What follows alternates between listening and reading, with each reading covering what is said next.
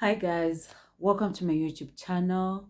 I'd like to take this opportunity to thank everyone that is subscribed. I truly appreciate it, and I also want to thank everyone that has liked my videos and those that have commented. I thank you so much. All your contributions are helping my channel to bring more traffic to it. So thank you so much. And then I'd like to sincerely apologize. I was not able to post for the past 2 weeks because I always try to post something every Thursday, but hey, life was lifing. But I'm back again with another video, and I have a very interesting topic to discuss. It's something that I think most people have fallen victim to, and I think it's something that really needs to be addressed. So the topic that I have today is social media boundaries with the opposite sex, and this is advice for Christian singles or any other singles. You don't have to be a Christian, but okay, specifically Christian singles or married couples. So I don't know how many millennials are on the platform, but it's something that I picked up. Millennials would know this because back then we had what we called, it was a chatting platform called Mixit.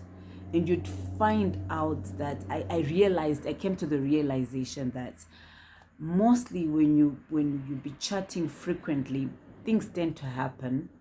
Things tend to happen. Like the more you chat with someone, emotions are aroused, and if you're not careful, you might actually end up talking about things that you have no business talking to someone about. So I just thought that, hey, I need to put this out there because it's something that's very important, and we need to watch out for. The word of God says, do not be ignorant of the devices of the devil. They come in different ways, they come in different forms. And what I've realized is when you are chatting with someone on a social media platform, you tend to relax, you tend to lower your guard, and at times you tend to say things that you're not supposed to say, and one thing might lead to the other. And the other very funny thing, which I've actually realized, things that have been happening around me and back home in my country, like you'd find people, there's a lot of infidelity, a lot of cheating, a lot of all those kind of things. And when you like really trace the story, you come to the realization that it started via a chat. Some people met maybe in a WhatsApp group, or they met on Facebook, or they met somewhere, and then they started chatting. And it's through those chats, some people have not even met physically, they just met on a social media platform, and then they started chatting, and then through that chatting, one thing led to the other, and the very first time that they meet, boom, something happens. And then you just wonder, okay, so we really have to be very careful of the things that we do when we're on social media. So the reason why we need social media boundaries is it helps to keep our relationships pure. It helps to it helps us to keep our guard, and it helps us to not to be misinterpreted. Like for instance, if you're single, you need to make sure that the person you're chatting with, like what's their marital status. Even for the married, you need to be very mindful of the people you're chatting with. Like, what's their marital status? Does my spouse know this person? Does my spouse have a problem with me chatting with this person? And especially if you're single, try not to chat with married people, married men, especially if you're not friends with the wife, or the wife does not even know about you. Try and not to chat with those people. And this also boils down to the fact that you need to be mindful of the time that you chat with the person.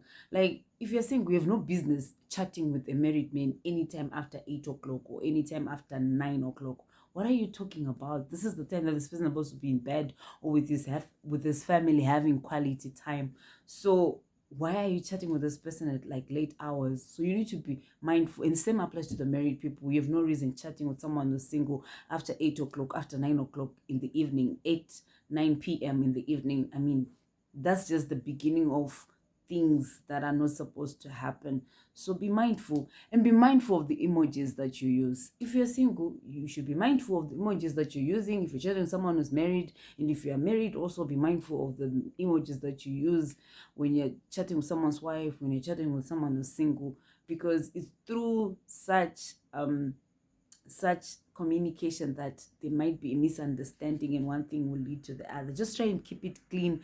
Be mindful of the jokes that you share. Be mindful of the everything that you share. Like, always ask yourself, is this appropriate? Even if I was to share this joke in person with this particular person, would I have been able to? Because many a time when you are on a social media platform, like, you don't see the person, so you just think, I might as well just send it, because you're not seeing the person. So really, you're not shy to say some things, or you're not embarrassed to say some things, but we really need to be very, very mindful. And don't share too much. Don't share too much personal things with people of the opposite sex, with people, like, for instance, I know that, like, chatting is very convenient, and at times some people are like really easy to chat with, and then that's when people start talking about very, very intimate things, and it's such things that will lead to situations or situationships that we're not even supposed to have been in, that were not even supposed to happen in the first place. So we need to be mindful of the time frame. Try not to chat with someone of the opposite sex for a very, very long time and for a consistent time.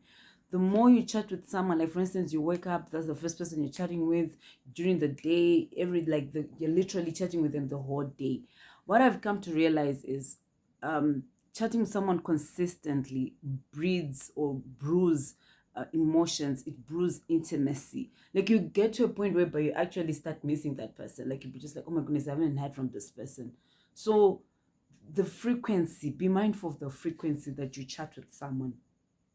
And be very, very, very careful about the things that you talk about, because be mindful of the topics that you talk about, because there's some things that you never would have discussed with that person if you were going to be having that discussion in person. So be mindful, keep it clean, keep it PG 18, especially if they're people of the opposite sex. And you know it's just something that's good. When you start communicating with someone, just find out, are they married, are they not, so that you know that you chat within the limits. You won't end up doing or saying things that you're not supposed to do.